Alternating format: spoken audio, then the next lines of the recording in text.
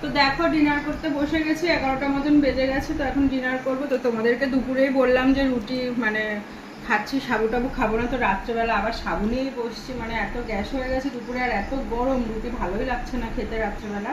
তো এই যে একটু দুধ দিয়ে সাবু দিয়ে কলা দিয়ে একটু মাখিয়েছে, একটু আমটাকে মাখাবো। আমটা বেশ ভালো মিষ্টি আছে, আমটা মাখিয়ে নিই। আমি না আম এভাবে কামড়ানোর থেকে মাখানো বেশি ভালো লাগে খেতে। দেখেছো কালারটা দেখো কি সুন্দর হয়ে গেছে, দুধ দিয়ে আম দিয়ে একদম কালারটা দারুণ লাগছে না?